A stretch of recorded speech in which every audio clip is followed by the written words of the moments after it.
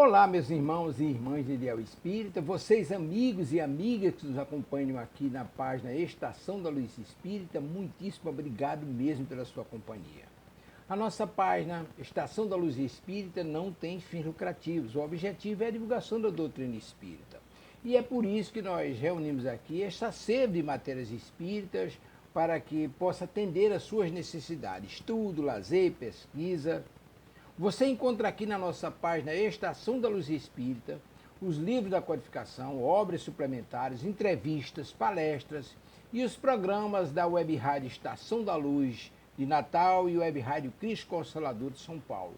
Ou seja, um acervo que atenda às suas necessidades, sem fins lucrativos. O objetivo é a divulgação da doutrina espírita. E agora eu convido você para nos acompanhar na reprodução de mais esse trabalho imperdível. Muito obrigado mesmo pela sua companhia e vamos juntos!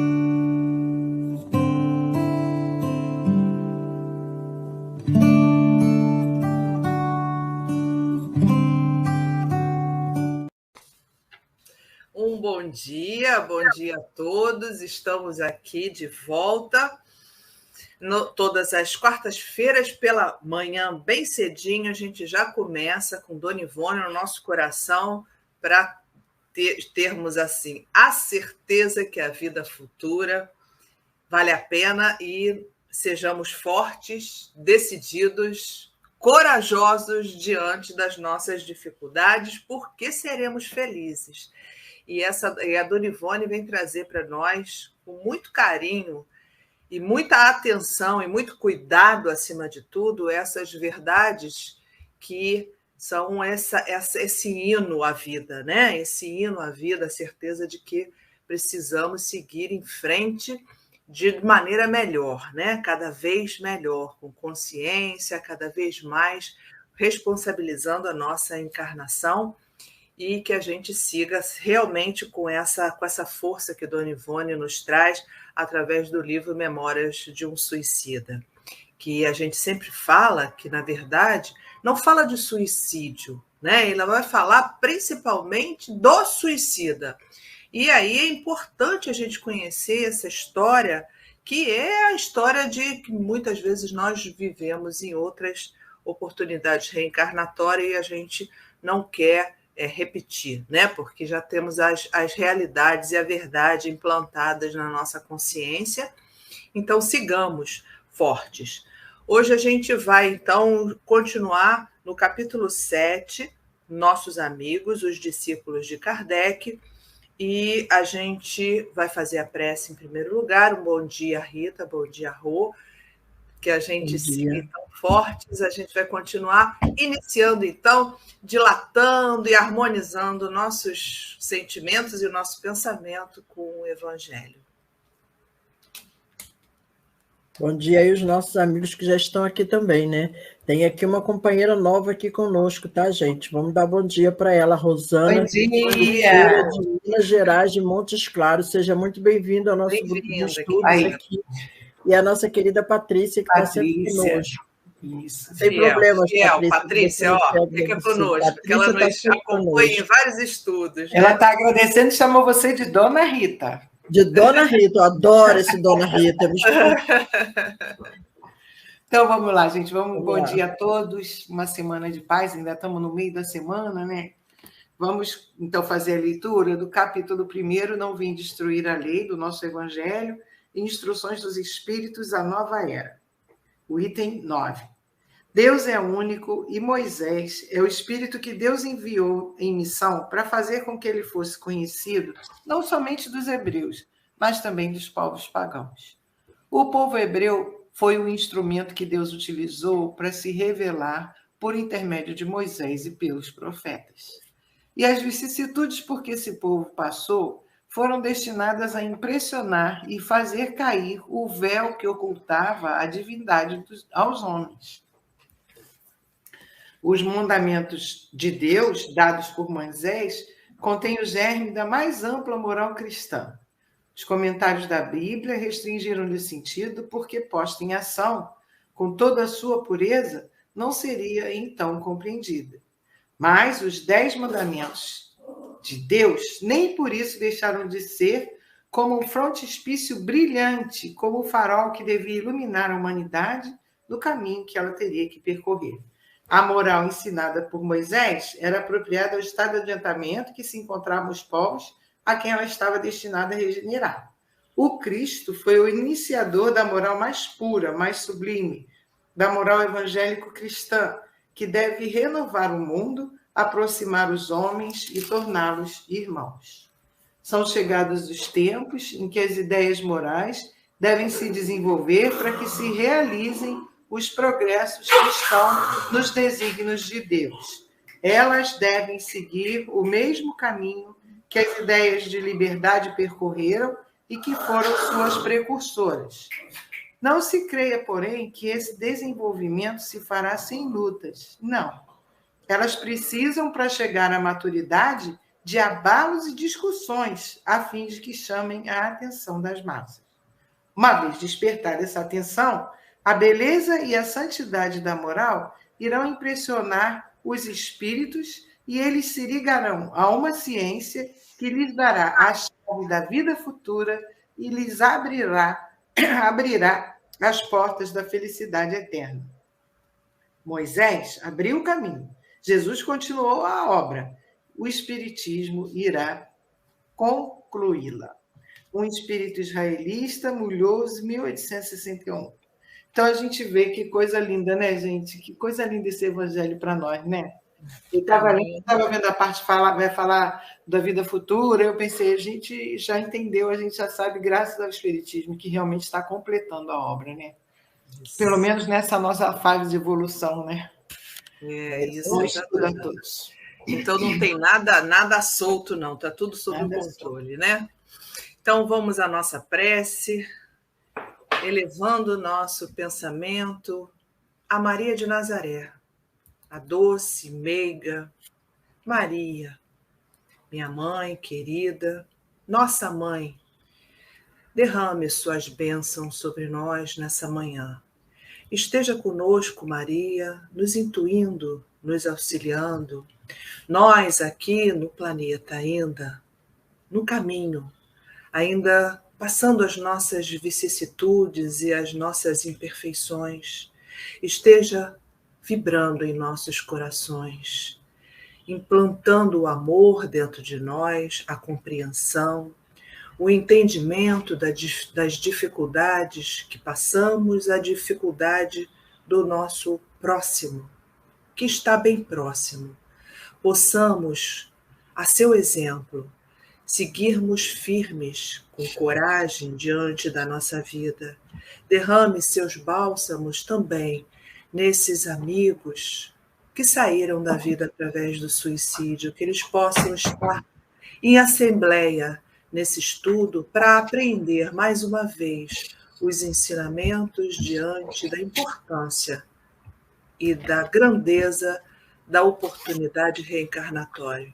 Que a gente possa estar aqui unidos em pensamento, em sentimentos, desejando sempre nos aperfeiçoar, subir e cada vez com essa elevação buscar o caminho da luz. Que Jesus, Deus acima de tudo, nos permita que essa manhã seja uma manhã de grandes aprendizagens e que a gente possa empreender nossa jornada com força e com todos esses ensinamentos que o Espiritismo veio nos revelar. Assim seja. Graças a Deus. Bom, sigamos o nosso estudo, que vamos fazer aquela passagem um pouquinho de trás, que a gente está estudando para saber que a gente está no capítulo 7, onde esses amigos, essa equipe da colônia Maria de Nazaré já foi no planeta, já veio ao planeta, chegou lá nos amigos, no hospital, no Centro Espírita em Lavras, e fizeram esse contato tão importante com os espíritos, com os médios em desdobramento, e que esses médios foram médios escolhidos. E a gente seguiu esse aspecto, onde eles ficaram amigos desses médios com tanto aprendizado, e somos nós, né? Somos nós, na realidade, que Dona Ivone e Camilo vieram trazer para a gente, somos nós, os médios, responsáveis no trabalho mediúnico. E, com isso, esses espíritos, os réprobos, tiveram um grande ensinamento e continuam o seu estudo. Na semana passada, a gente viu um grande ensinamento, porque nós estudamos o Roberto de Canalejas, é um personagem tão importante, e nós aproveitamos para analisar a situação do Roberto. Roberto vem acompanhando Dona Ivone durante várias encarnações, e na semana passada a gente viu muito detalhadamente, e quem não viu aproveita, né, e vai lá no playlist para rever todos os livros em que Dona Ivone, em desdobramento, ela conhece as suas encarnações pretéritas e vem colocando esse espírito, Roberto de Canalejas, que vem acompanhando, e nessa última encarnação ela tem novamente contato com Roberto. Roberto está sempre perto dela, né? No próprio livro que a gente leu na semana passada, a gente viu que o Roberto tem esse carinho, esse amor ainda que não está absolutamente sublimado, porque o Roberto ainda está em processo evolutivo. Ele não está no mesmo patamar que Charles, que foi o pai de Ivone, né? Charles já se elevou com mais rapidez, e é por isso aqui que Kardec nos fala: os tempos são chegados, que a gente possa percorrer nossa responsabilidade e nos pedir, né, usar esses exemplos de Charles, que sublimou mais rapidamente. Cada um tem o seu momento, o seu ponto, né, que descobre a realidade, que vivencia essa realidade da essência espiritual, e aí sublima e se eleva. Então, Roberto foi esse espírito que tem aprendido muito, e lá no Hospital de Maria de Nazaré ele auxilia Carlos de Canaleja, a gente já falou semana passada, ele é auxiliar do Carlos de Canaleja e trabalha a favor desses espíritos que saíram da vida através do suicídio. E hoje a gente vai ver um outro personagem muito importante. O personagem que a gente vai ver é Belarmino, e hoje a gente vai falar sobre essa história de Belarmino, para a gente conhecer mais profundamente a personalidade desse espírito. Então, vamos lá, Rô, a gente pode começar? Vamos lá. Então, começando a nossa leitura de hoje, Belarmino de Queiroz e Souza, o poliglota filósofo que a esse tempo só de longe em longe recordava o antigo monóculo, era dos que mais vivamente se empolgavam com a nova amizade, pois no amigo pretendera descobrir, de algum modo, um similar. Confessara de Canalejas que tivera a desdita de professar doutrinas materialistas quando encarnado, renegando a ideia do ser supremo e repelindo a luz dos sentimentos cristãos pelo domínio exclusivo da ciência, fato que o desamparara grandemente durante os contínuos desabores da existência, agravando mais tarde a própria situação moral, quando a adversidade lhe desferia o supremo golpe no lar doméstico. Continuadamente, entretinham longas dissertações em torno dos tão palpitantes temas materialistas à luz da ciência psíquica, respondendo Roberto com lógica irretorquível os argumentos vivos de Belarmino, que mal iniciara a reeducação no campo espiritual, pois trazia aquele sobre o interlocutor a vantagem de conhecimentos muito mais profundos, não somente em filosofia, como ainda em ciência e moral. E era de vê-los amistosa e fraternalmente discutindo sobre os mais belos e profundos assuntos.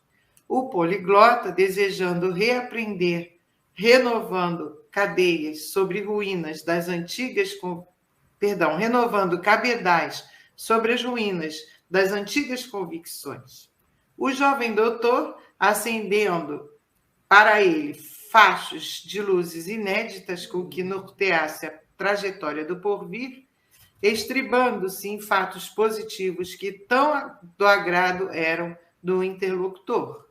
Muitas vezes, nós outros, os ouvintes, sorríamos a socapa por observarmos a nulidade do pobre Belarmino, que se considerara iluminado na terra, em presença de um simples assistente hospitalar de uma colônia de suicidas, humilde trabalhador que nem mesmo méritos sensíveis possuía na espiritualidade.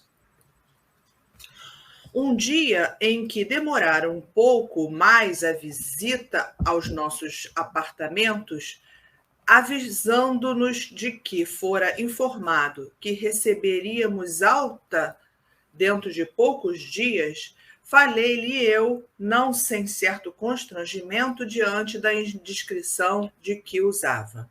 Meu caro doutor, os pequeninos relatos de nossa vida que tiveste a magnanimidade de confiar-me calaram profundamente no âmago do meu ser, comovendo-me profundamente e fazendo-me refletir. Fui romancista na terra e, escrevendo, procurei estampar em minhas humildes produções determinado caráter moral. Deixei na terra obra vultosa, se não em qualidade, pois hoje reconheço que bem pequenos foram os meus cabedais intelectuais, pelo menos em quantidade. Confesso, porém, que raramente inventava os meus romances.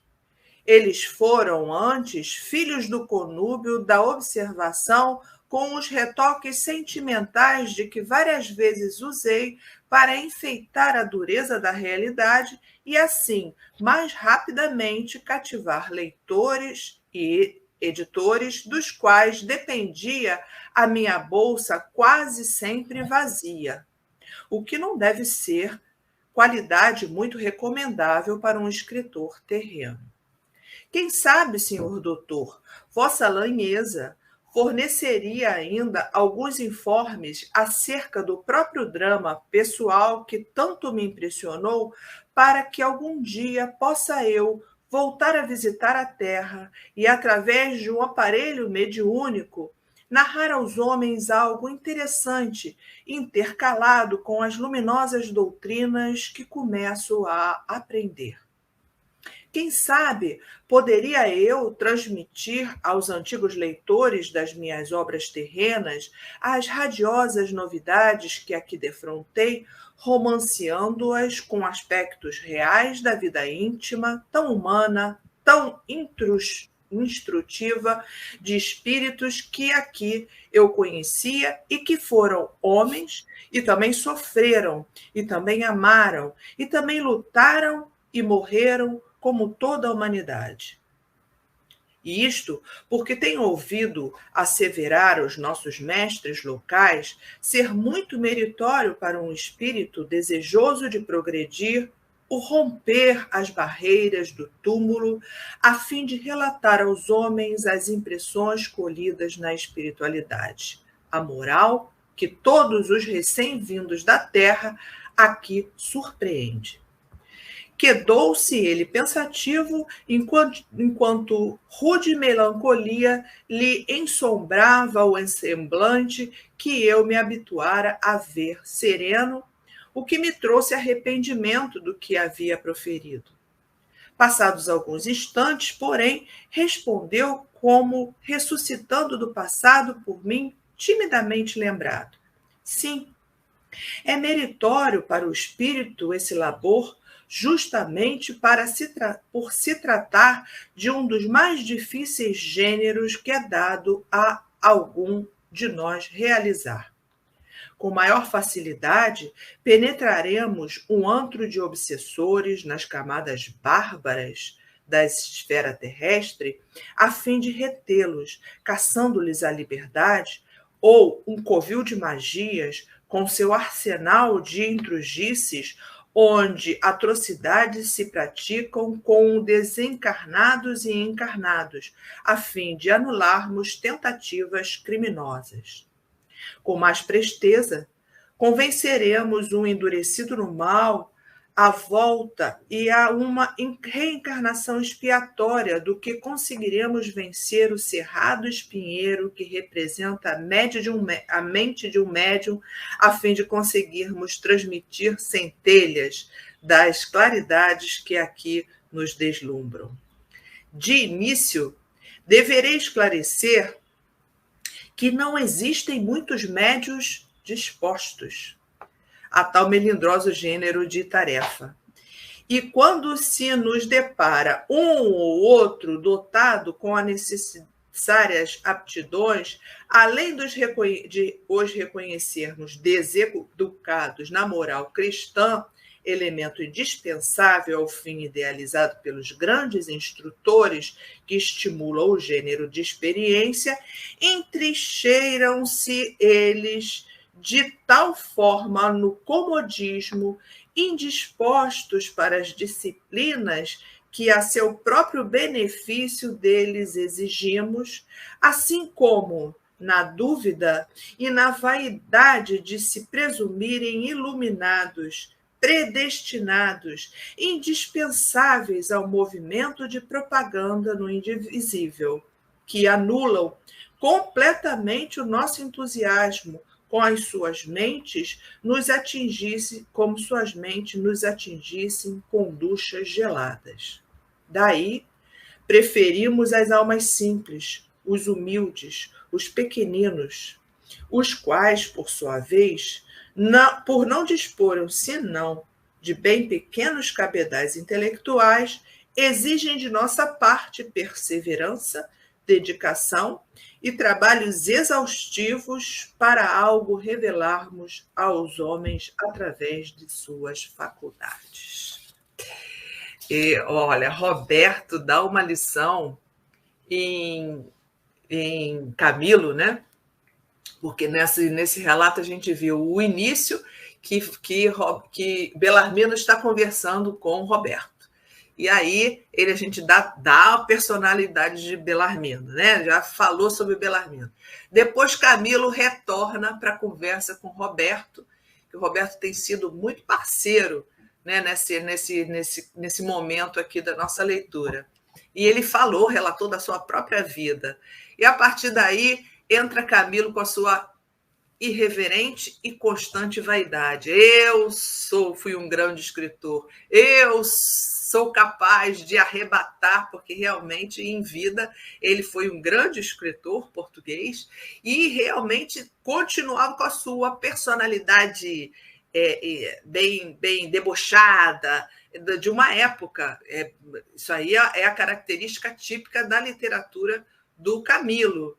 Então, Camilo, vaidoso, já parecendo que já conhece toda a realidade no mundo espiritual, fala, olha, eu vou procurar um médium, que eu tive contato, né, com aqueles médiums tão dedicados, eu vou procurar um médium para, então, relatar e aí ele poder escrever essas realidades que ele já acha que nesse ponto ele domina, mas ele ainda tem uma trajetória bem severa durante muitos anos aí para ele ter essa possibilidade de trazer essas verdades espirituais. Ele vem trazer, né, no futuro, mas isso aí ele ainda está no começo da jornada dele.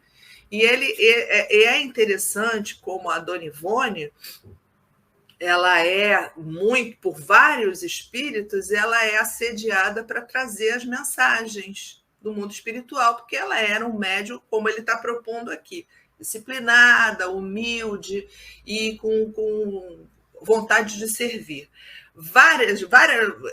Tem uma das histórias, que é um beletrista que a gente conhece, ela vai conversando com ele e ele quer passar porque ele é um modelo de Camilo, ele é um escritor e ele vai passar grandes mensagens no mundo espiritual, mas ela é alertada. Só usar a mediunidade com um fim útil, né?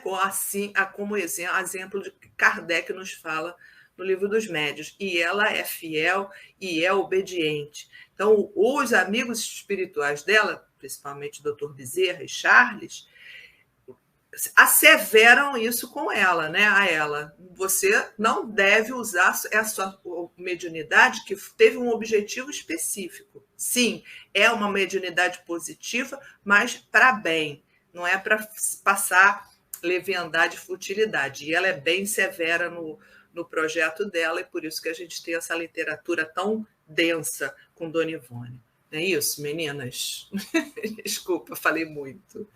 Não, mas é importante isso, porque eu acho que se a gente considerar as etapas, né, de cada um, nós somos encarnados hoje diferente de Camilo na época que a gente já tem conhecimento estamos tendo acesso a essa doutrina maravilhosa que nos ensina. E quando fala no Evangelho que os maiores escolhos nossos são o orgulho e a vaidade, né, e o egoísmo, eu fico pensando que realmente é a nossa maior luta, e principalmente a vaidade, né? Que a gente não consegue entender que as nossas tarefas, nós estamos na tarefa, nós não somos a tarefa, nós não somos os cargos, as coordenações, não somos. São oportunidades de nós aprendermos. Aí eu fico pensando, ele chegou lá se sentindo um grande escritor. A gente vai chegar se sentindo assim com Jesus. Trabalha, está comigo. E aí a gente vai entender, provavelmente, porque nós ainda temos, sim, vaidade, né? A gente vai entender que a gente, sim, aproveitou a oportunidade, trabalhou, mas poderia ter sido muito mais bem aproveitado se, ao invés desse orgulho, dessa pose que a gente pensa que a gente é e não entende que a gente está naquela situação, fulano é um grande orador. Não é um grande orador. Ele só faz um bom estudo porque ele está bem assessorado, porque ele estudou. Mas se ele mudar esse clique, se ele parar de estudar, achar que certamente ele não vai ter mais o mesmo resultado, porque no nosso estágio nós ainda estamos na luta, né? Aí eu fico pensando, quando eu chegar lá, eu não vou falar que eu fui uma grande escritora, porque não fui, mas eu vou chegar com a maior placa lá, fiz isso aí o doutor Armando vai pegar a prancheta deles e vai falar, mas aqui está vazio, aqui foi só isso que você fez? Tu podia ter feito mais. Vai falar mais. que não tem nada. Eu vou falar, mas não escreveu porque alguma coisa faltou, talvez o sentimento. Então, isso é uma coisa que me preocupa muito. A quantidade de relatos de espíritas que conhecem o que eles não conheciam e chegam lá com muita dificuldade porque não aproveitaram amorosamente, né, a sua oportunidade. Então, a gente precisa pensar enquanto está aqui, né? Do que a gente conhece enquanto a gente está aqui. O que isso aí vale para mim? Para mim, isso é uma lição. Estava lendo e ouvindo você e estava pensando, meu Deus, lá vamos nós. E olha só, interessante, quando a Sueli começou a falar, que ela trouxe o resumo da semana passada, eu estava observando na fala da Sueli, e a Sueli lembrou que o centro espírita escolhido foi de Lavras, na cidade da Dona Ivone. Quer dizer, então a gente percebe que era um centro espírita pequeno, grupo de médiuns simples, não foi um centro espírita Leon Denis, um centro espírita grande, que tem vários médiuns, né? Não, foi numa cidade pequena, com pessoas simples, médiuns simples, estudiosos, escolhidos a dedo. Né? Então, aí a gente já começa a perceber a grandeza do trabalho. E quando você chegar do outro lado com a pranchetinha e ver assim, mas aqui está vazio, aí me lembrou quando o seu altivo veio dar a primeira mensagem, que ele disse que quando chegou lá, lembra disso, que ele falou, poderia ter feito muito mais. E olha que ele fez muito, Ele trouxe isso para a gente quando ele se observa no plano espiritual, ele se depara com o doutor Erma e diz, poderia ter feito mais. Por quê? E olha que esse espírito abnegou da sua vida material, porque ele vivia praticamente para a gente, para o centro, para a doutrina, para cumprir a missão dele, e mesmo assim ainda achou que foi pouco. Então, é essa preocupação que a Rosângela trouxe aí, que o estudo vem trazendo para a gente hoje, né? Como nós devemos tirar essa nossa base toda, que é esse orgulho e essa vaidade que ainda temos. Porque Belarmino, como escritor, poliglota, filósofo, eu sou o cara. Né? Então, até você descer desse pedestal e ver que sozinho a gente não faz nada, você lembrou da questão da palestra. Lembra, Divaldo, aquela palestra que ele não estudou? Ele ficou uns 10 minutos e não saía nada, e a Joana disse, em respeito a todo esse povo que está aí, eu vou te ajudar, da próxima eu vou te deixar sozinho. Então, é para a gente pensar assim, eu faço a melhor palestra do mundo, sim. Deixa eu Tira o guia. Tira o guia para ver o que tu vai fazer. Tira o guia, porque a gente estuda, prepara, faz o maior rascunho, né, Sueli? Sueli leva um monte de papel, a gente faz lá um monte de papel, eu levo um tablet cheio, e aí na hora, tudo que você escreveu, você começa assim, daqui a pouquinho some aquilo tudo e vem. Aí depois, no final, o que foi que eu falei? Você não sabe nem o que você falou. Por quê? Porque o que você falou, o que você estudou era para você. O que você tinha que falar era para os outros. Aí quem vai te guiar o que você tem que falar é o guia, não somos nós. Então, é para a gente perceber aqui que ainda precisamos vencer muito essas grandes dificuldades nossa, que é a chaga, né? O orgulho e a vaidade. E aí, assim, você lembrando do Altivo, me lembra uma coisa que era um exemplo dele. O Altivo era uma pessoa super simples, ele tratava todo mundo como igual, não tinha nenhuma... Ele estava ali no trabalho, mas ele não se sentia diferente. Quando alguém falava para ele alguma coisa... Como assim? Você não tem família, não sabe o que é isso? Ele falava, não tem família. Eu tenho, não nasci de chocadeira, tem família sim, tem problema com todo mundo, porque as pessoas achavam que como ele não havia casado e morava sozinho, ele não tinha dificuldade, ele tinha todas as dificuldades que nós tínhamos. Só tinha um defeito que ele era fluminense, isso eu falei para ele várias vezes. Eu também sempre disse isso, é igual Tavares. Tavares é muito bonzinho, tem muitas qualidades, mas esse defeito... Ele não corrigiu ainda, mas vamos ver, né? E era um cara acolhedor, né, Rita? Um cara amoroso. A gente chegava chorando, ele acolhia, chorava junto. Quando tinha que dar bronca, ele dava bronca, mas a bronca dele vinha com uma vibração de amor. Então, a gente teve uma oportunidade, esse mês é o mês de aniversário do céu, onde a gente fica lembrando mais, né? A gente teve uma grande oportunidade de ter um exemplo encarnado, né? De um espírita que era um espírito espírita, com certeza, que nos ajudou muito a entender esse mecanismo de oportunidade de trabalho. Eu acho que isso aí é... Então, quando a gente vê assim, uma expressão de que procura um médium mais simples, porque esse mais simples vai ter menos...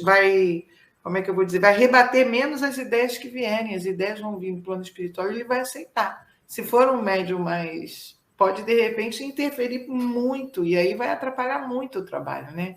Tudo isso aqui... Tá vendo, gente, como é que o livro Memórias fala de vida? Não tem jeito, esse livro fala de vida. Nós estamos falando da nossa vida e da grande diferença que é nós já estarmos encarnados ainda, estudando esses conceitos que nos ajudam tanto, né? Isso. Então, aqui nessa manhã, a gente vai analisar nessa leitura que nós fizemos em dois aspectos. Primeiro, o estudo da personalidade de Belarmino. Ele é o poliglota, ele que é o positivista, né? Aquele que entendeu só a vida através da materialidade. Então, esse aspecto que a gente vai analisar, esse Belarmino. Aí eu vou ler aqui, um pedacinho aqui do próprio nosso estudo, aqui, da leitura, que vai falar exatamente sobre a história de Belarmino, para a gente entrar na contextualização em torno desse ponto, quem era essa personalidade Belarmino. Então, no primeiro ponto, a gente vai falar sobre isso, sobre esse positivismo que ele viveu, esse materialismo que ele tinha toda a segurança, né, dessa secreção do cérebro, pensamento de secreção do cérebro, e depois, então, a gente vai falar sobre Camilo, quando ele conversa com o próprio Roberto, falando que ele é o escritor, né? Então, são dois pontos que a gente tem que analisar. O Belarmino é esse poliglota que morreu através do corte dos pulsos, que ele tinha a tuberculose. Nessa época, a tuberculose era uma doença que graçava no mundo todo e era uma doença incurável.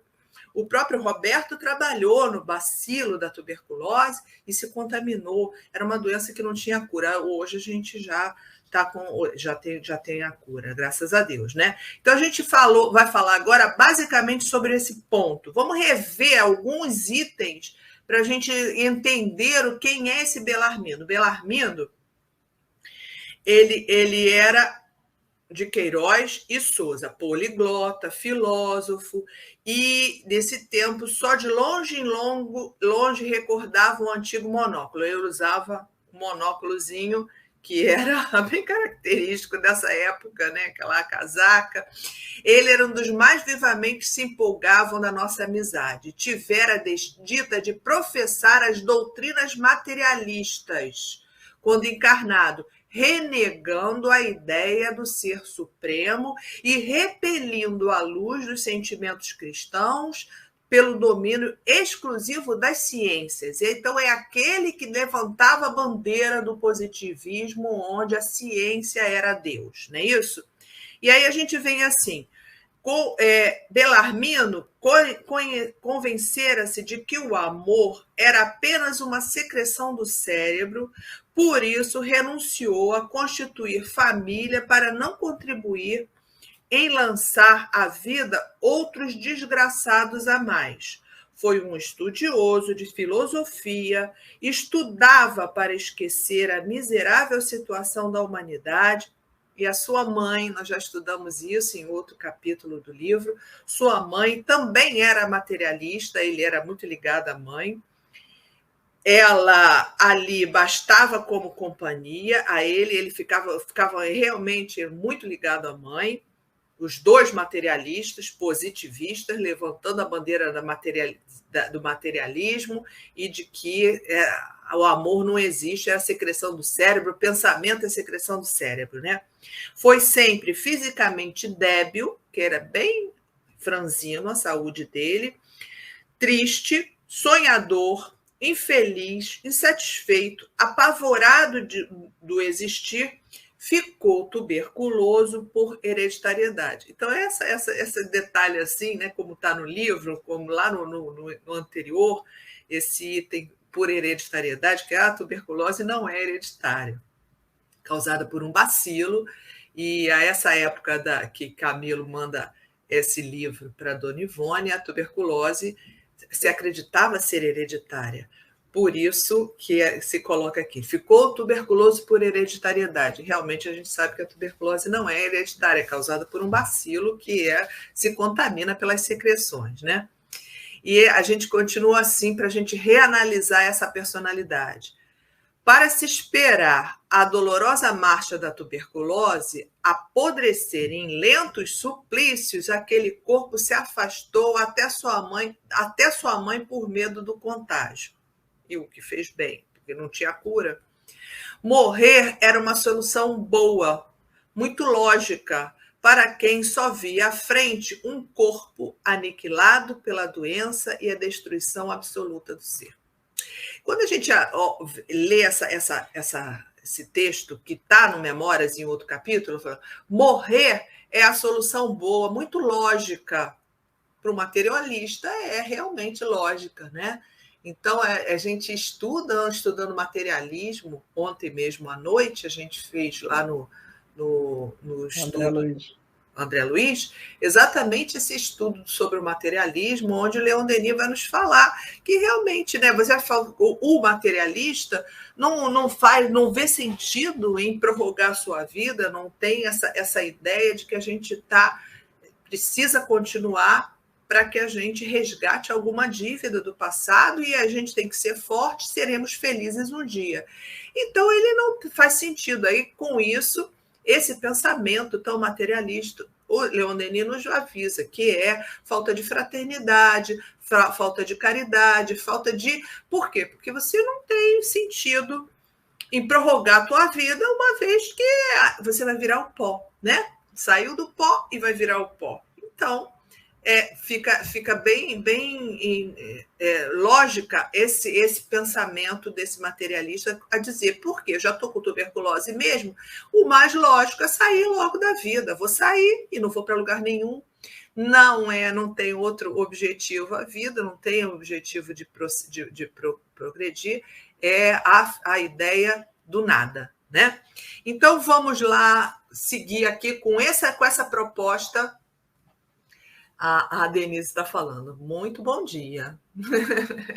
Prece aos nossos amigos que ignoram essa realidade espiritual, né? Então é isso, né? É o materialismo que a gente ainda vê no nosso planeta, mas que a gente está agora já bem elucidado, né? Os tempos são chegando. Devagar a gente vai vencendo, né, Sueli? Devagar a gente vai vencendo todo esse materialismo aí que a gente ainda tem, né? Mas bem menos do que a época de Kardec, né? Isso. E aí a gente vai agora, né, Rita? Podemos? Podemos. Aí, ó.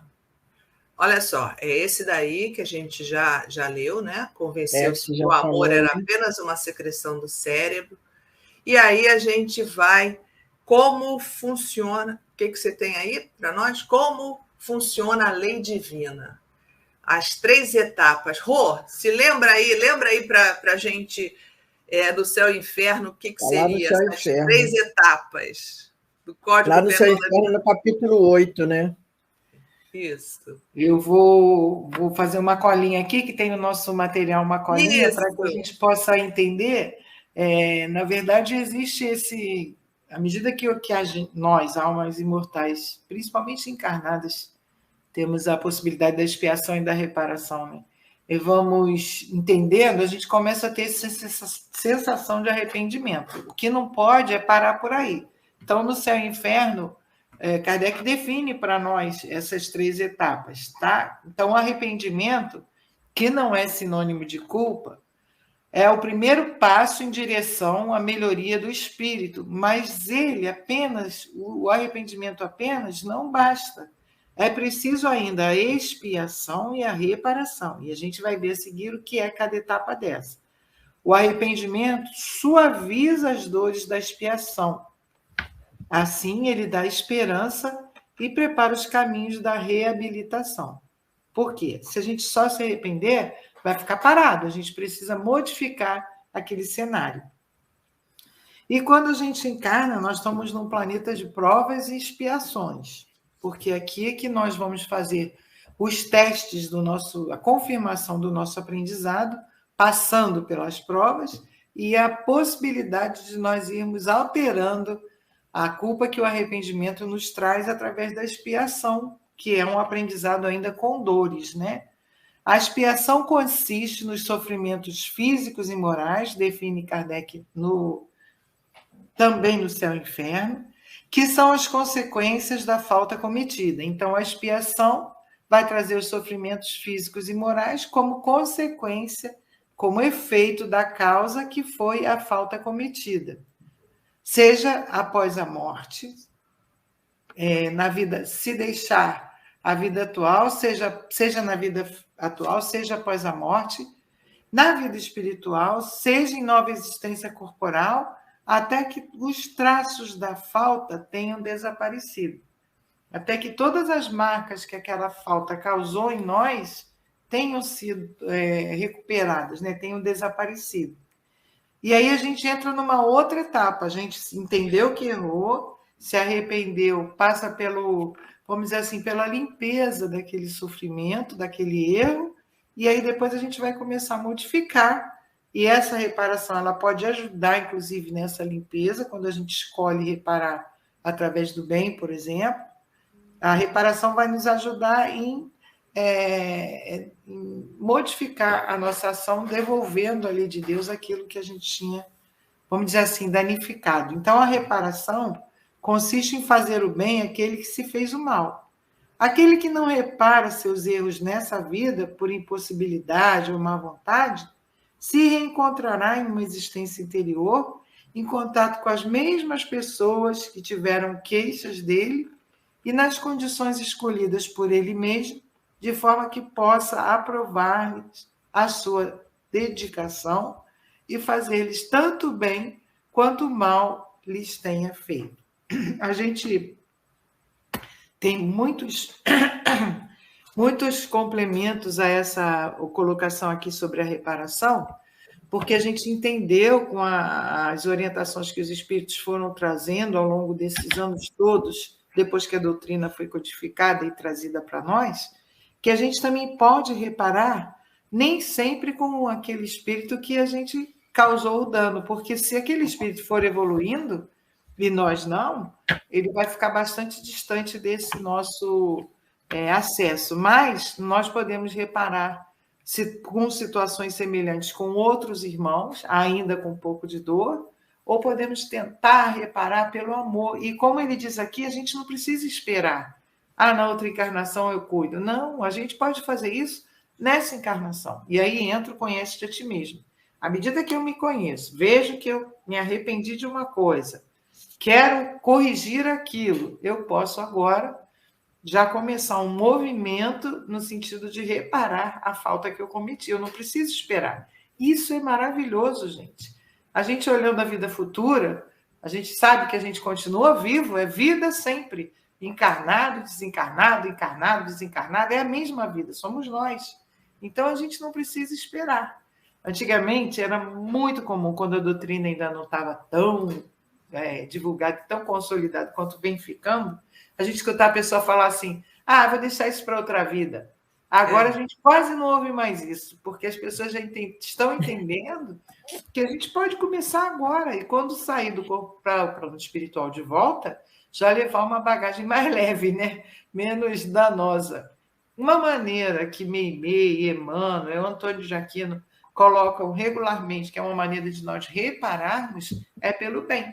E no início dessa fala aqui do livro, do Céu e Inferno, que a gente tem agora, deixa eu localizar aqui, que mexeu aqui no meu... Ai, meu Deus. Eu não sou muito tecnológica, e aí... Mas no iniciozinho ele fala sobre a reparação, dizendo que a reparação consiste em fazer o bem àquele a quem se fez todo o mal. Eu diria que a reparação consiste em fazer o bem. Então, por exemplo, você foi uma pessoa ligada a algumas práticas muito negativas que faziam mal ao outro. Você não vai ter que, para cada um daqueles, fazer o bem. Você vai ter que fazer o bem de uma forma mais ampla. E, em algumas situações, vai haver, sim, essa ligação, porque o outro também não vai te desculpar. Então, você vai ter que realmente... Mas quando o outro consegue caminhar e não fica com aquela ligação com você pelo que você fez, você vai ter que reparar aquela falta, mas com os outros. Então, o trabalho no bem, diz Meimei, ele modifica a palavra certa eu não me lembro, mas ela quer dizer que ele modifica, o trabalho no bem modifica a estrutura, desculpa, gente, da nossa reparação, da nossa prova, da nossa dificuldade. Porque quando você trabalha no bem, você modifica o seu sentimento. Então, ela também diz que mudado o sentimento, mudada a forma como você está vendo as coisas, você também modifica um pouco a sua prova, sua reparação, sua prova, porque você está caminhando. Então, fazer o bem é uma coisa de coração, não de qualquer jeito, com amor ao próximo. É, sim, uma situação que nos ajuda a irmos já nos ajustando com a lei de Deus, trocando a nossa força em errar, porque quando a gente erra com força, pela força em amar. Então, vale muito a pena estudar sobre isso, para a gente entender de que maneira menos dolorosa a gente fala, é pelo amor ou pela dor? Como é que a gente quer passar nossas expiações, as nossas reparações, né?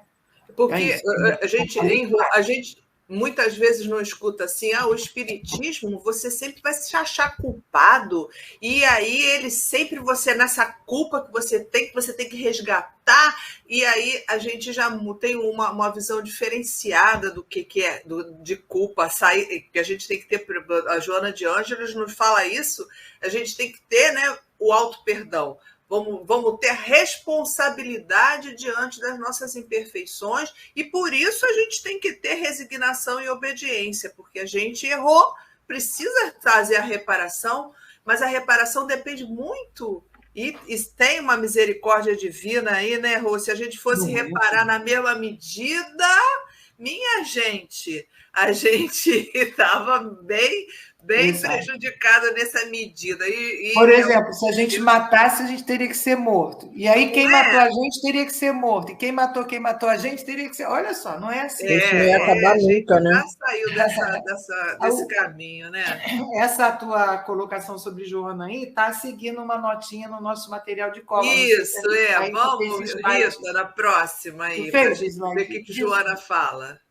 Eu só queria, só antes de passar para a Joana, lembrar também que lá no Céu e Inferno, nos espíritos sofredores, a gente tem um exemplo daquele espírito Lisbeth, quando ela fala da questão do arrependimento, e ela fala do arrependimento infrutífero, que é quando ele é consequência do sofrimento, né?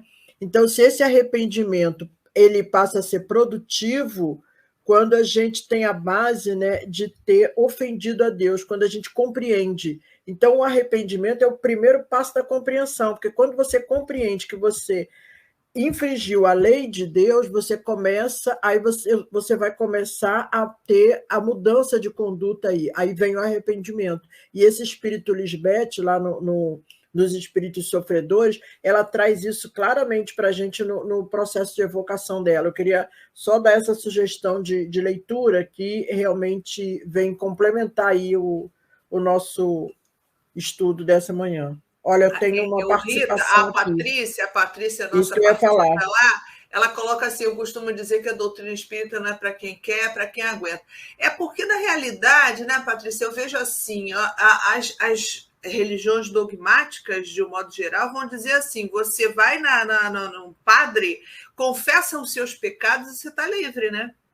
Tá pronto, acabou, já confessei, agora Jesus já sofreu por mim. Ele já foi lá na cruz. E agora aqui a gente já tem a certeza de que não é bem assim, né? A gente com a gente mesmo, né? Como ela diz aí. Exatamente, eu não diria que é para quem aguenta, porque a gente tem que aguentar mesmo firme, mas é que para quem é corajoso, porque corajoso, sim, até que Lacordaire nos fala lá no capítulo 5 do Evangelho. Tem que ser corajoso no sentido de que, se a gente vai ter vicissitudes no caminho, há que se ter coragem para seguir com força, isso sim, né? Porque a gente saiu de um momento religioso onde eu vou pagar a minha indulgência, pronto, acabou, eu não peco mais, não pequei, eu posso ser perdoado. Então, agora sim, para a gente precisa ser corajoso para seguir, né? Então, eu concordo com você, mas mudando um pouquinho a palavra, talvez, né? Porque a gente aguenta, e tem que aguentar, sim, mas temos que ser corajosos. Eu acho uma coisa também que a doutrina nos ajuda muito, muito. Exato, é isso aí, buscou a doutrina que nos ajuda, exatamente. E a gente tem certeza que não está só, a gente tem nosso benfeitor, aquele que antes da gente encarnar, durante o período da encarnação, depois que a gente desencarnar, está com a gente ali para ajudar. Tem uma proximidade muito maior de Deus, como um pai realmente, Jesus. Essa quantidade de espíritos do bem, né, de amigos espirituais. Então, nenhum de nós caminha sozinho. E a doutrina nos mostra isso com uma riqueza, mas também nos mostra que nosso maior inimigo somos nós mesmos. A gente só precisa vencer a nós mesmos. Só isso, simples e assim. E é interessante, Rosângela e Sueli, e em cima da fala da Patrícia, é lembrar Santo Agostinho, por isso que ele traz para a gente a 919A, que é o conheça-te a si mesmo. E Irmã Dufour fala isso belamente quando ela nos convida à reforma íntima, sem martírio. Por quê? Porque nós precisamos passar por todo esse processo de entendimento para que a gente consiga seguir o caminho com os ensinamentos do Cristo. Se Jesus é o nosso guia e modelo, para isso nós precisamos entender por que tantas vicissitudes, como bem lembrou Sueli, e ter a coragem de seguir em frente na nossa caminhada. Por isso é sempre 919A. Se a gente parar para avaliar, tudo vai nos levar a Santo Agostinho nessa questão, porque a gente precisa se autoconhecer para a gente ver quais são os nossos limites, onde e o que ainda precisamos melhorar para poder seguir a caminhada. No início desse texto, o Santo Agostinho faz referência a Sócrates, né, que colocou no portal da sua escola de filosofia, 500 anos antes de Jesus, o conhece-te a ti mesmo. Parte da frase que tem lá é esse conhece-te a ti mesmo, porque isso é a chave. Mas sem ser camaleão, né? Sem ficar se modificando, sem se sabotar, é conhecer mesmo. Quando alguém disser assim, mas você é muito grosseira. Que grosseira, mas eu tenho que pensar naquilo. Não, eu sou grosseira. Caramba, eu sou mesmo. Porque se eu ficar sempre passando a mão, eu não vou conseguir, não vou precisar de força, não. Como a Sueli falou, eu só vou precisar de força quando eu me conhecer e falar, caramba, eu fiz isso. Só eu vou ganhar. Quando eu perceber e também quando eu perceber que eu sou isso que você está dizendo, mas que eu posso melhorar se eu quiser, se eu fizer bom uso do meu livre-arbítrio, que é isso que a doutrina vem ensinar. Você já reconhece a sua dificuldade, mas você tem a vontade, que é a maior potência da alma, que o nosso querido Leon Denis nos lembra disso o tempo todo. Você tem a vontade de querer mudar. E aí você busca o conhecimento e busca o trabalho, porque só o conhecimento sem o trabalho também não vai te levar a lugar nenhum, que é o fundamental, né? Que é o estude e trabalhe, que os espíritos nos recomendam o tempo todo. É isso mesmo. Não adianta agora a gente falar assim. Gente mesmo. É isso mesmo aí, Patrícia. Cara a cara com a gente mesmo. Isso. E não adianta a gente falar assim, vou pular desse barco. Não adianta mais, não. Agora não tem jeito. Agora não. Isso aí é covardia. Isso é covardia, não é? Isso é covardia. Não por covardia. Às vezes a gente não está preparado, acha que não está, mas se está no barco é porque dá. Vai com calma, vai devagarinho. Não, pular do barco no caminho do suicídio é covardia maior. Né? Não estava falando do suicídio, não. Falando de deixar de ir ao centro, deixar de ser espírita. Sim, mas assim, a gente também não está julgando assim de ser covardia ou não, cada um tem seu limite, depois vai ter as consequências. Isso aí é de cada um, realmente. Entender que olhar para si mesmo não é fácil, não, gente, mas é necessário. Devagarinho. Não, pensei que você estivesse falando do pular do barco para o suicídio, como suicídio. Aí é um ato de. Pois é, mas aí o limite de cada um. É bem difícil da gente.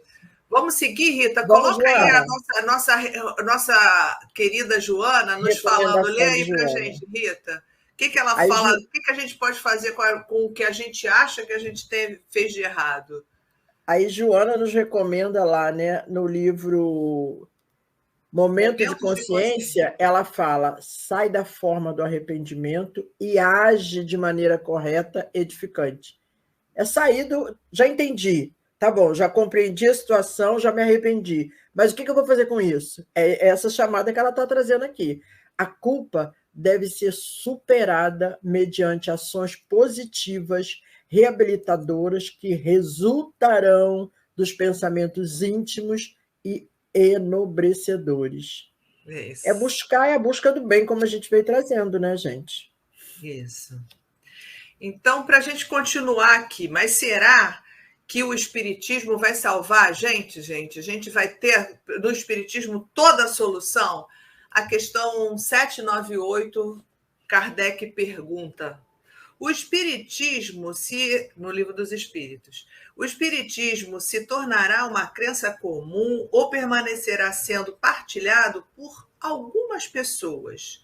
E os Espíritos nos falam: certamente ele se tornará uma crença comum e marcará uma nova era na história da humanidade, porque está na natureza. Olha, o Espiritismo é da nossa natureza, é natural, ele é da nossa vivência com Deus, né?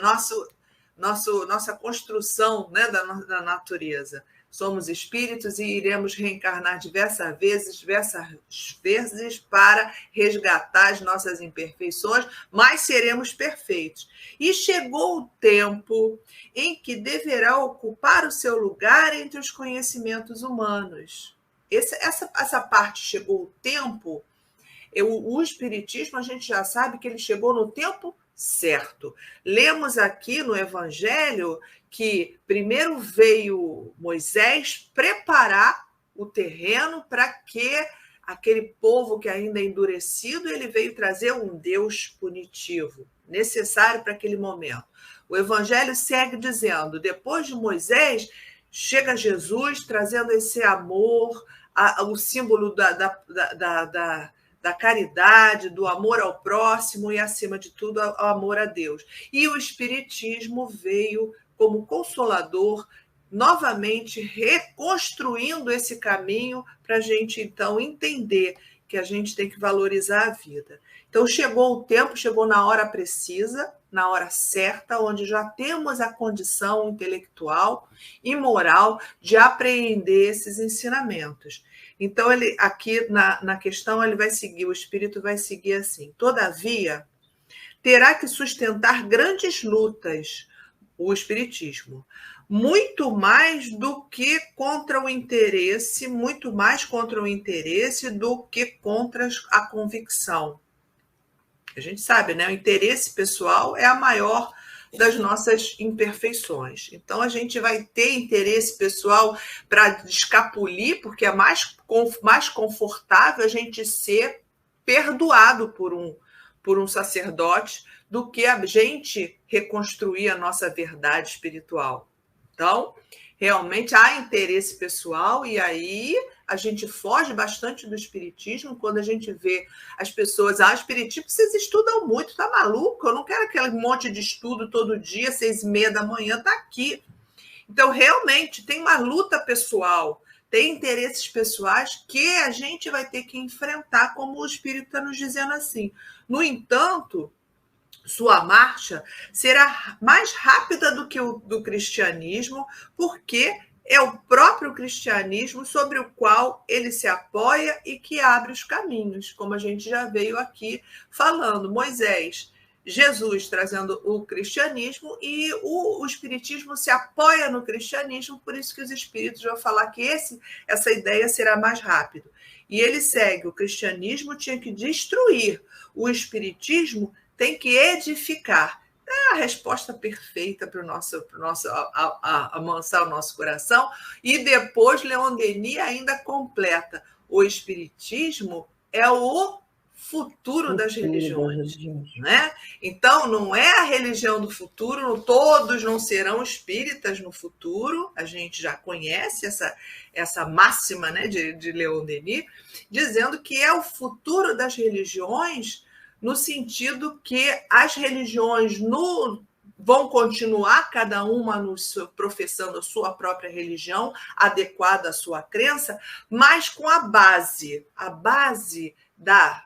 dos pilares que o Espiritismo nos traz, né? A crença em Deus, a vida futura, a mediunidade, a reencarnação, todas essas bases do Espiritismo será, sim, a ideia do futuro de todas as religiões, né?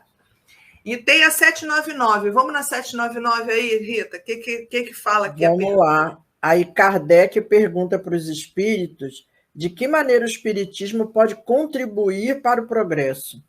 E aí os espíritos respondem, destruindo o materialismo, que é uma das chagas da sociedade.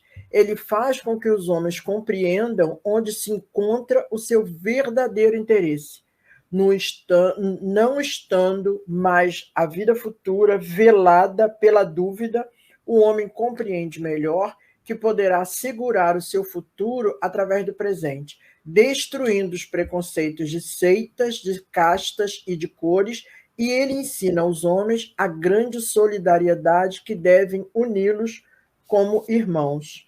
E aqui, né, essa 799, quando ele fala dessa questão da solidariedade, remete a Belarmino, né? Aquela vaidade toda dele, né? De que é um grande escritor, um grande poliglota, tudo isso, e Kardec, nessa questão, ele vem remetendo lá ao nosso companheiro, quando ele diz, não estando mais a vida futura velada pela dúvida. Então, ele ainda tinha essa dúvida, né? Então, nessa dúvida, você age por você mesmo. Quando você tem essa certeza, você repensa nas suas atitudes, né? Exato. E aí a gente pode remeter também a outras questões tão interessantes quando para a gente prosseguir a nossa jornada, tem duas questões aí, não, acho que ela não está colocando aí, não. Eu não coloquei. A questão do livre-arbítrio, né? Essa esse aí é o resumo disso. Na 843, o homem tem o livre-arbítrio, então a gente pode escolher, de fato, que caminho a gente quer, ou vai se suicidar cortando os pulsos, como Belarmino fez, ou vai ser persistente. São escolhas que a gente tem, com certeza. A gente sempre tem, o suicídio tem uma soma de fatores, não é uma coisa que a gente possa definir, isso, é aquilo, mas são vários fatores. Obviamente, a doutrina dos espíritos sempre vai nos auxiliar, mas, uma vez que nós temos o livre-arbítrio, a nossa busca é sempre o pelo melhor, né? Na 843, o Kardec pergunta: o homem tem o livre-arbítrio dos seus atos?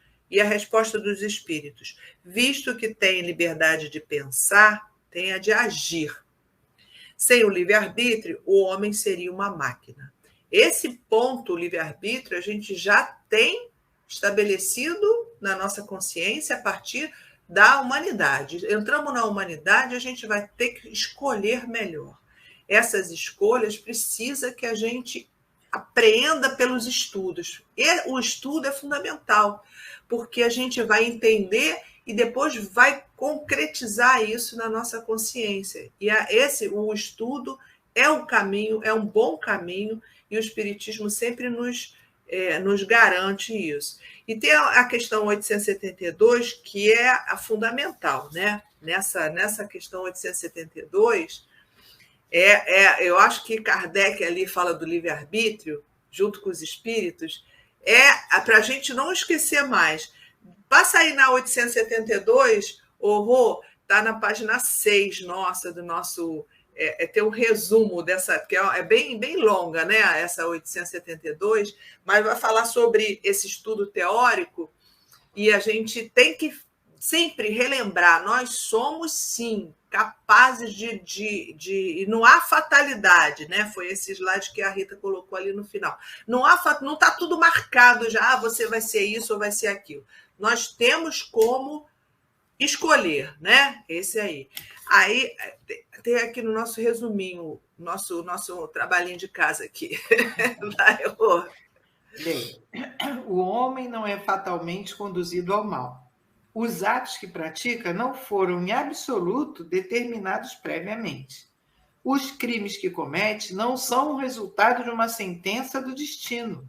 Ele pode, como prova e como expiação, escolher uma existência em que sofra arrastamentos ao crime, quer pelo meio onde se acha colocado, quer pelas circunstâncias que sobrevenham, mas é sempre livre para agir ou não agir.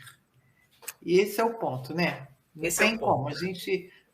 quando eu vi, já fiz, mas a gente tem o livre-arbítrio para... Por isso precisa pensar. Eu ouvi vocês falando sobre a questão da gente pensar, né? Precisa pensar, por isso, porque aí a gente freia nosso ímpeto, né? Quando a gente escolhe uma determinada situação, é porque aquela situação é uma situação frágil, e a gente coloca ela na nossa linha de reencarnação, ela pode ser ou não feita dessa ou daquela maneira, porque meu livre-arbítrio vai influenciar aí na hora. Não tem estava escrito, não. Estava escrito é romance, estava escrito nas estrelas é romance. A vida é feita de escolhas. Então, a nossa escolha vai trazer o resultado. Essa é a lei. A cada ação corresponde a uma reação em igual intensidade, sentido contrário. A questão é que, com a misericórdia divina, quando ela volta, ela pode voltar até amenizada pelo amor de Deus, mas vai depender de nós. Qual vai ser a nossa...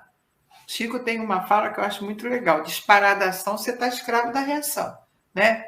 Então, quando você está de frente para uma questão que te dá a opção correta, você vê a correta, mas também te dá a opção que vai alimentar teu egoísmo, teu ego. Não posso deixar passar. Pensou isso? Acende o farol vermelho. Como assim não posso deixar passar? Espera aí. Então, aí a gente usa o nosso livre-arbítrio para fazer escolha. Sem ele, o homem seria uma máquina. A gente não teria responsabilidade por nada, porque está tudo escrito, vai que vai, né? Então é isso, tá? E ele ainda continua falando aqui, tem mais um pedacinho sobre o livre-arbítrio. Quer que leia, sua ou não? Ah, ótimo, eu acho perfeito esse pedacinho aí. No estado de espírito, na escolha da existência e das provas, e no estado corporal, na faculdade de ceder ou de resistir aos arrastamentos a que voluntariamente nos submetemos. Assim, o livre-arbítrio existe. Se for como espírito, eu vou usá-lo na hora que eu vou escolher minhas provas. Se eu estiver encarnado, eu vou usar no livre, na minha possibilidade de resolver se eu vou querer resistir àquele arrastamento ou se eu vou me entregar àquilo. Que aí eu vou voluntariamente, porque eu estou escolhendo resistir ou escolhendo me entregar. Cabe à educação combater essas más tendências. Ela o fará eficazmente quando estiver baseada no estudo aprofundado da natureza moral do homem. Pelo conhecimento das leis que regem a natureza moral, chegar-se-á a modificá-la como se modifica a inteligência pela instrução e o temperamento pela higiene. Então, aqui é muito importante essa colocação, né? A educação. Aí a gente pensa assim, já estou com 67 anos, vou fazer 68, não tem mais jeito. Tem jeito sim, a gente tem que se educar sempre. Tem uma fase que a gente recebe a educação nos nossos primeiros anos e a partir de um determinado momento a gente começa a desabrochar enquanto espírito encarnado naquele corpo e a partir de um outro momento a gente passa a ser dono da nossa escolha, da nossa decisão. A educação, a gente estava falando no início sobre a importância do conhecimento da doutrina espírita com a reencarnação, com a escolha de provas, com a vida futura, com a conservação da individualidade, um contexto imenso de conhecimento que nos fortalece a nossa autoeducação. A partir de um momento, a educação é com a gente, é a autoeducação. Não tem que culpar ninguém. Meu pai fez isso, minha mãe fez aquilo, minha tia... A partir de um momento, é com a gente, não tem jeito não. Então, vamos nos corrigir. Voltamos à questão que colocou a Patrícia. Né? É exatamente isso que eu lembrei agora. Voltamos à questão da Patrícia, porque é esse livre-arbítrio que, se a gente não souber fazer bom uso dele, vai nos levar ao sofrimento. Por isso que ela fala, né? A fala da Patrícia foi bastante pensada aqui nesse momento, porque é exatamente isso, né? A gente tem que ter, como ela disse aqui, para quem aguenta, a gente tem que ter realmente força de vontade e querer mudar, porque esse livre-arbítrio vai nos levar a isso. E com essa educação que você está trazendo, que Kardec fala lá para a gente nessa questão, né? Aí eu vou aconselhar a todos uma recomendação aqui que a gente deixa, né? Uma sugestão. Procurar lá no nosso site do CELD, www.celd.org.br, o Encontro Espírita sobre a Educação na Visão Espírita, que foi realizado no mês passado na nossa casa. O grupo faz uma caminhada nesse estudo que é de excelência. Tem muito material ali para que a gente possa compreender exatamente tudo isso que essa questão está nos trazendo e que a gente está comentando para que a gente consiga compreender melhor toda essa questão da necessidade de nos educarmos enquanto espíritos. Podemos, Sueli? E aí eu posso...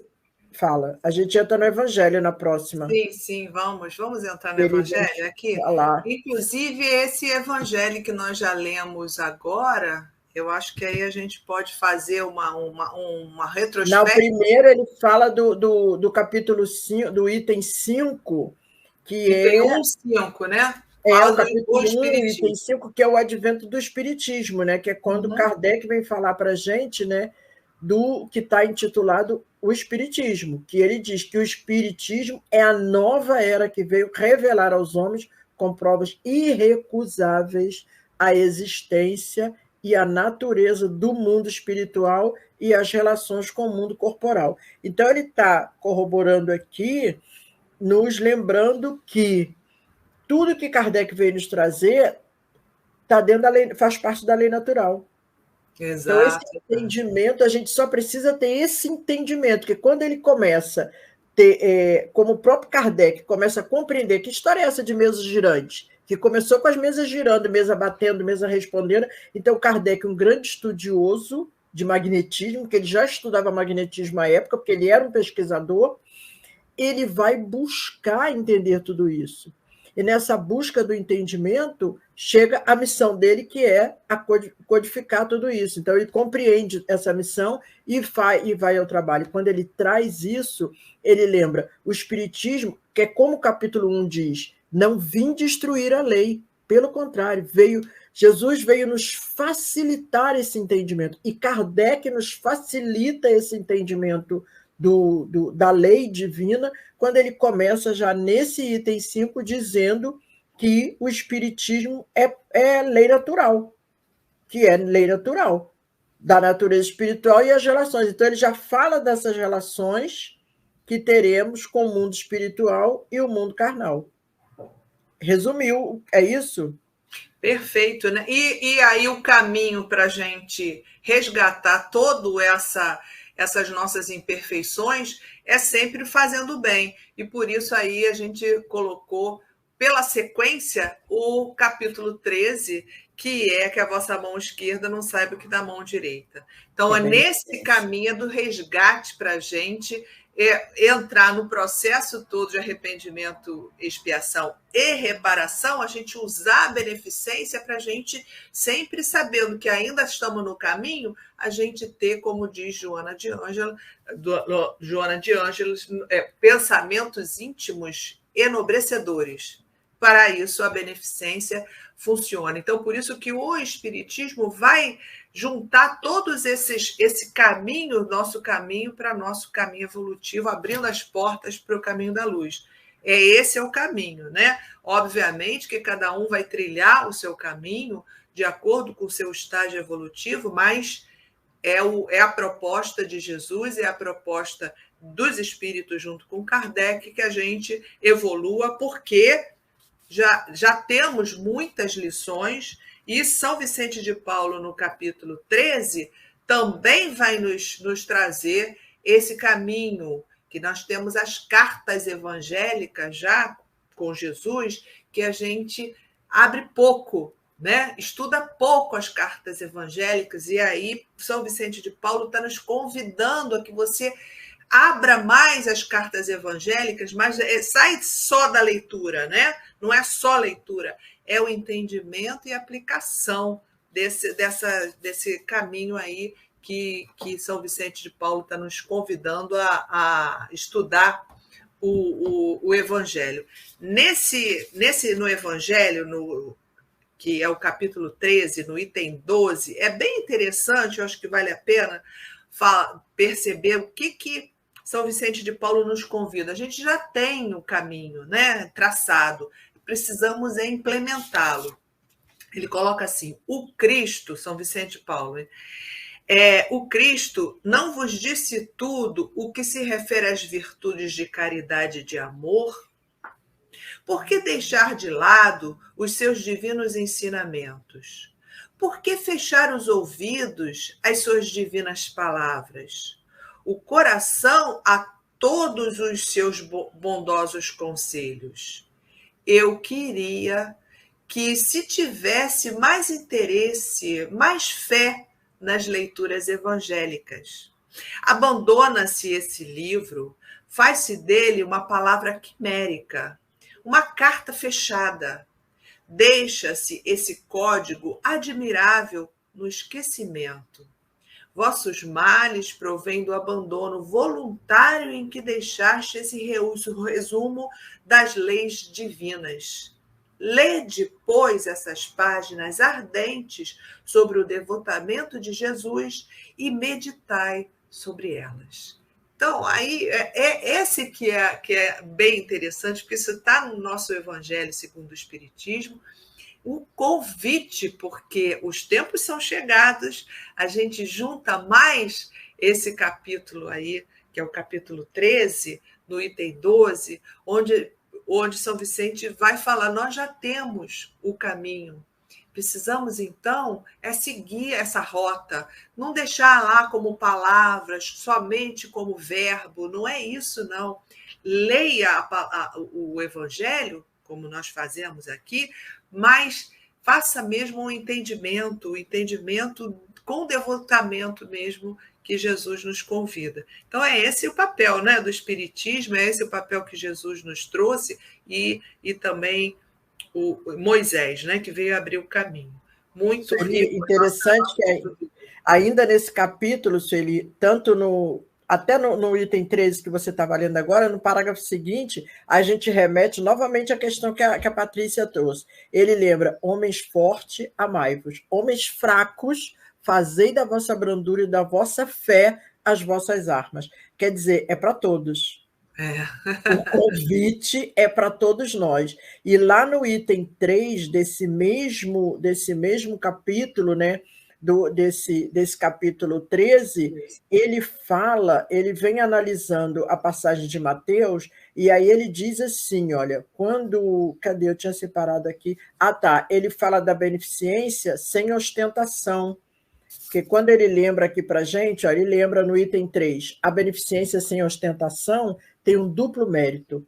Além da caridade moral, além da caridade material, é a caridade moral, pois não atinge a suscetibilidade do beneficiado, fazendo com que ele aceite o auxílio sem que o seu amor próprio sofra por isso.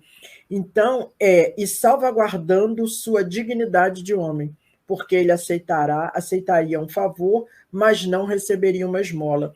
É fazer ao bem de uma forma sem ostentar, né? E aqui Kardec que nos lembra isso no item 13, que essa beneficência sem ostentação também, ela não ofende, ela atende materialmente, mas principalmente material e principalmente moral a quem a gente está acolhendo, né? É esse entendimento que a gente precisa ter. Esse capítulo ele é belíssimo, né? A gente só tem que ter olhos de ver para compreender. Pena que a Patrícia teve que sair, mas ela disse que depois ela ouve. Então, Patrícia, a tua questão que você trouxe no início levou a gente para o estudo, até quase o final do estudo, é uma questão que ainda bate muito forte nos nossos corações, né? Porque é uma questão para todos nós.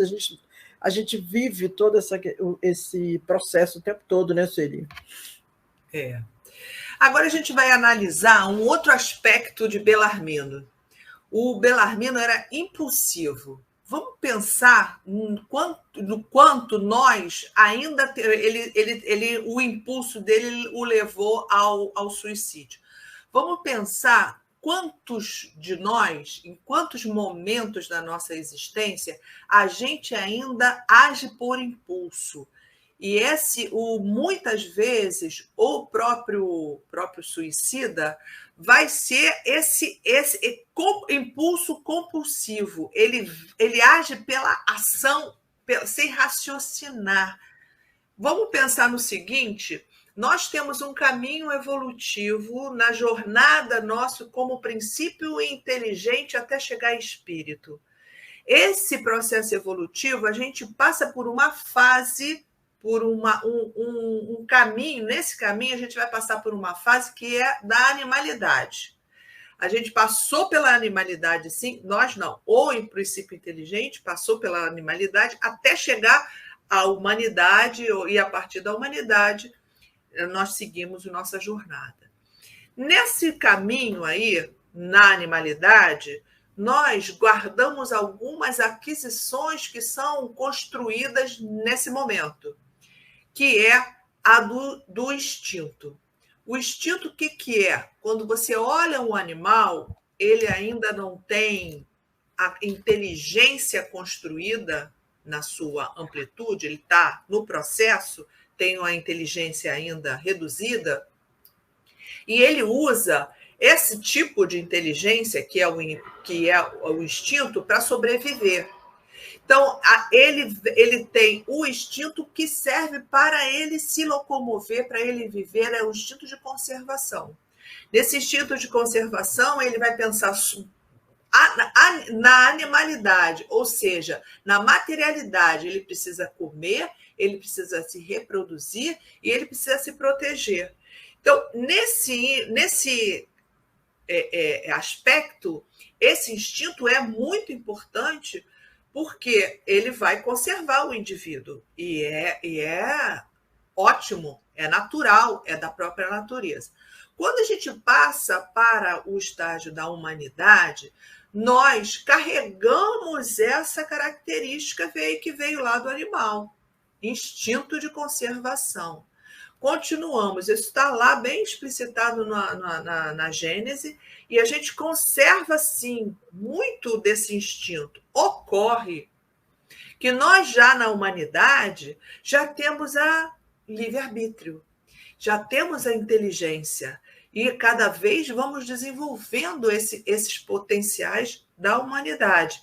Quando você exagera no instinto, você continua valorizando mais o instinto de sobrevivência, e aí é que surge o egoísmo e o orgulho.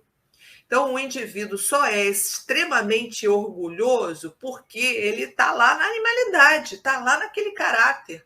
Agora, na humanidade, você já tem livre-arbítrio. Por isso, nós estudamos agora o livre-arbítrio. Você já faz as escolhas. Você não precisa ficar extremamente parado nesse instinto de conservação. E é por isso que nesse instinto de conservação fala, é meu, o filho é meu, a comida é minha, primeiro o meu pedaço e depois o do outro. E a gente vai continuando com esse pensamento, vai crescendo de tal maneira que a gente sai da humanidade e volta para a animalidade. Então, é aí que acontecem os impulsos. É nesse ponto onde você usa o que a gente chama do cérebro reptiliano, que é essa etapa do seu cérebro mesmo, fisiológico, que vai te dar as reações. Então, você é reativo demais, é porque está usando muito a fase, a área do seu cérebro reptiliano. Está responsivo demais. Falou comigo, eu dou um tapa. Eu não levo desaforo para casa. Essa é uma característica do impulsivo que usa muito o cérebro reptiliano. E na evolução do homem, a gente vai passar a usar mais o pré-frontal. O pré-frontal é a área que você já tem as melhores escolhas. Aí você está ligado a Deus, à sublimidade, à transcendência. Mas a gente não pode ficar só lá na transcendência, não.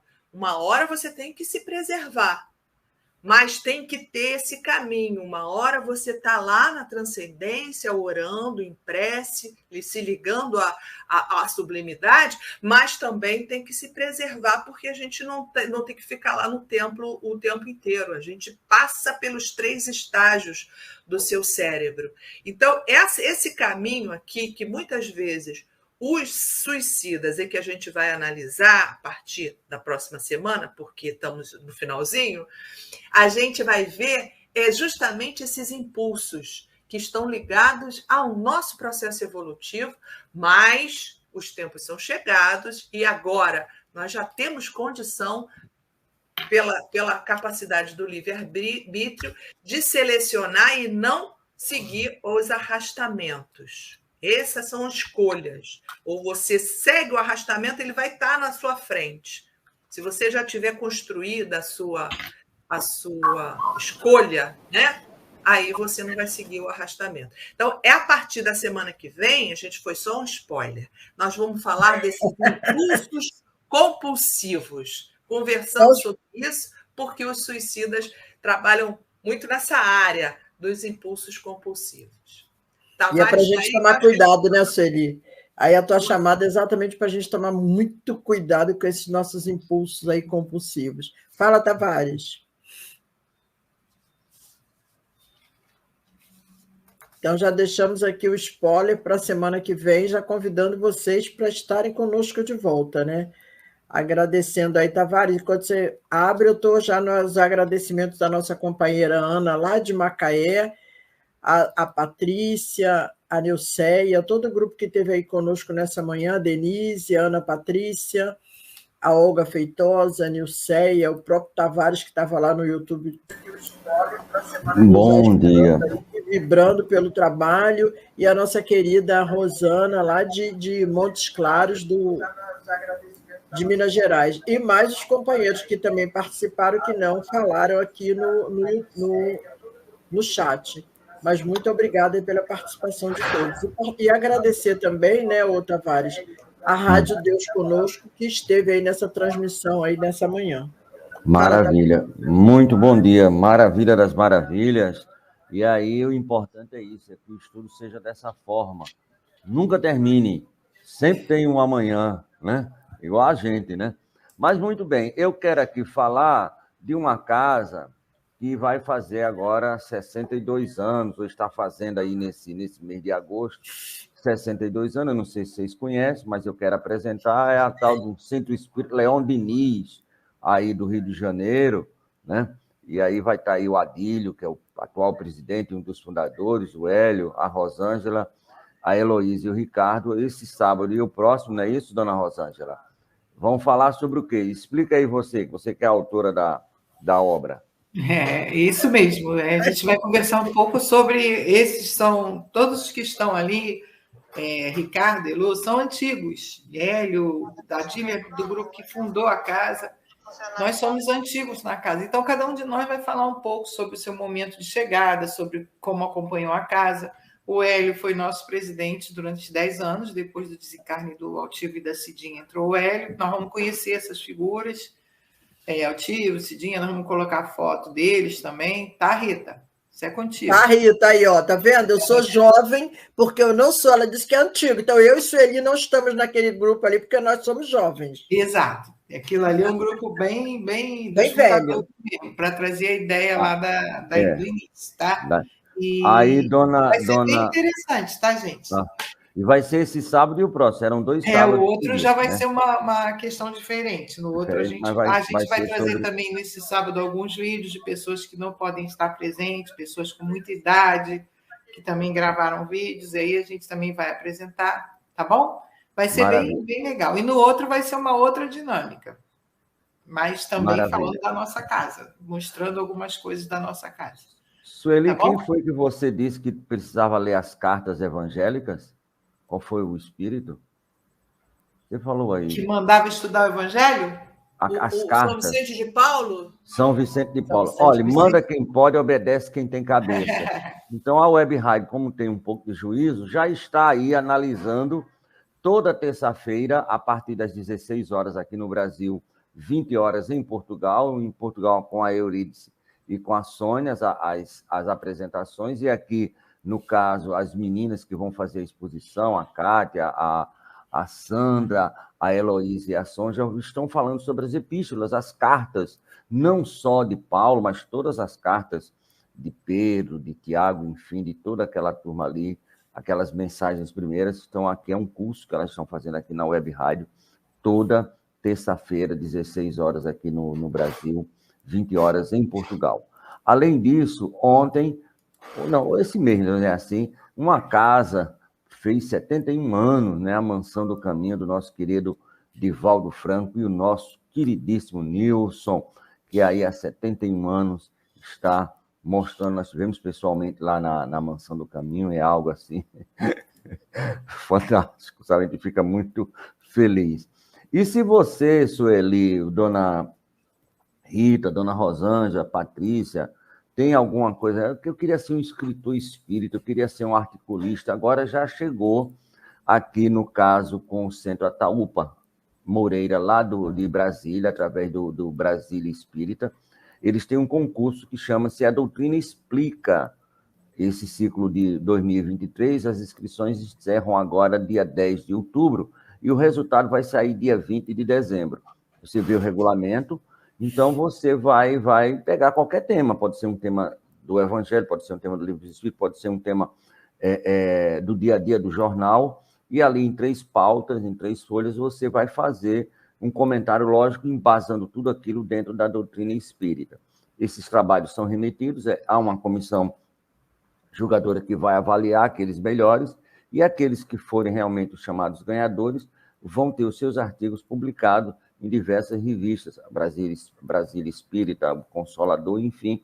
E aí você pode se tornar um articulista e, quem sabe, também um escritor espírita. Então, o objetivo desse concurso é descobrir justamente aqueles que podem, além da fala, ter a escrita, né, para trazer aí mensagens e artigos sobre a doutrina espírita. Então, essa é a nossa divulgação da manhã de hoje. Muito obrigado, sucesso, luz e paz. Obrigada a você. Então vamos fechando, né? Rô, você Vamos pode fazer a prece, minha amiga, para a gente encerrar? Não era a Rita? Não, agora é você, porque você para você fechar. Não, mas você tinha dito que ia fazer, e se eu precisar levantar, mulher? Ah, não, mas é porque a gente está passando para você. Vamos rezar. Vamos rezar. Tá bom, se eu parar, você continua. Melhor você fazer, Rita. Tá bom, vamos lá então. Vamos unir dos nossos pensamentos, os nossos sentimentos em agradecimento a Jesus, a Maria de Nazaré, como bem nos lembrou a nossa querida Sueli no início dos nossos trabalhos, trazendo Maria de Nazaré em nossos sentimentos, em nossos pensamentos, em nossos corações.